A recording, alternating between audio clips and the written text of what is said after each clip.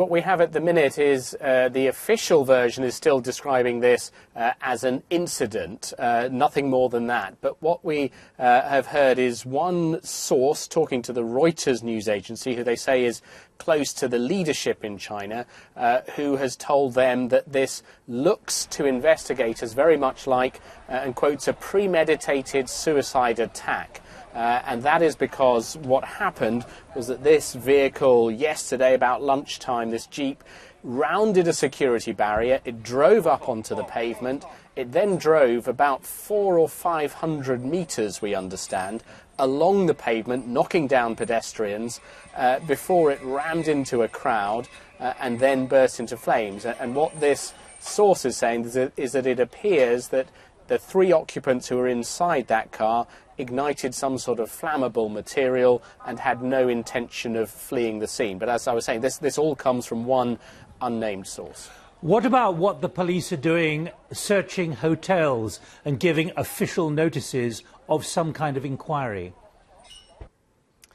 Yes, well, there certainly is a sort of jigsaw building up here. What we had last night was on the internet posted copies of a notice that police have been circulating, or were circulating last night, a couple of hours after the incident, to hotels here in the city in Beijing, asking those hotels about two specific individuals. They said, could you check your records for anybody suspicious who's been staying in the past month?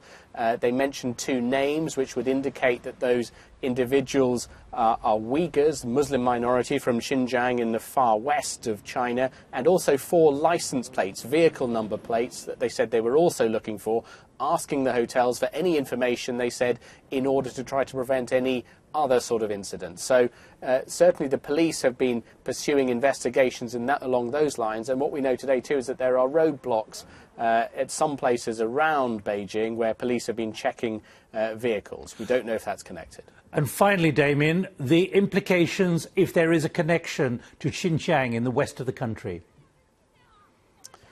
Well, I think pretty serious. First of all, the location of this attack is very, very symbolic and important. This is the heart, the symbolic, geographic heart of the Chinese state, of Chinese power. The Chinese leaders live nearby.